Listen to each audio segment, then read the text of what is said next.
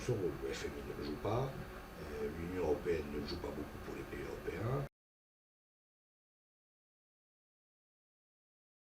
C'est une crise qui naît aux États-Unis, mais qui, notamment au travers des produits structurés qui sont construits sur l'immobilier américain, se retrouve dans l'ensemble des bilans des banques de la planète. Et ce que le FMI met en évidence jusqu'à l'été, c'est que ça va être très sérieux. Alors personne n'avait prévu au FMI que Lehman allait se casser la figure en septembre, ça je ne dis pas ça. Mais l'idée que la situation va être beaucoup plus sérieuse que tout le monde ne le dit, elle est dans tous les documents du FMI de la première moitié de 2008. Les inégalités décroissent à peu près, et c'est heureux, entre les pays. Mais au sein des pays, les inégalités ont explosé. Et elles ont explosé, peut-être pas simplement pour ça, il y a peut-être d'autres raisons. En tout cas, une raison importante, est une des conséquences de la crise, c'est que la méthode qui consiste à aider le système financier est juste, car il ne faut pas que le système financier s'effondre. S'il s'effondre, tout le monde y perd.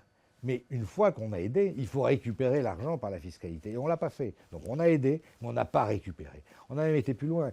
Imaginez qu'au cœur de la crise, les banques européennes ont été autorisées à distribuer des dividendes. Elles sont aidées par des fonds publics et quand même elles distribuent des dividendes aux actionnaires. Pour le coup, les Américains, eux, ils ont interdit ça. Parfois, ils peuvent servir d'exemple. Nous, on ne l'a pas fait. Mais ça illustre bien quelque chose, c'est que dans ce système qu'on a mis en place, et qui était juste, donner de plus en plus de liquidités à l'économie par l'intermédiaire du système bancaire pour éviter que ça s'effondre. Si on n'avait pas fait ça, on aurait eu des centaines de millions de chômeurs sur la Terre. Donc heureusement qu'on l'a fait. Mais en même temps, il fallait éponger.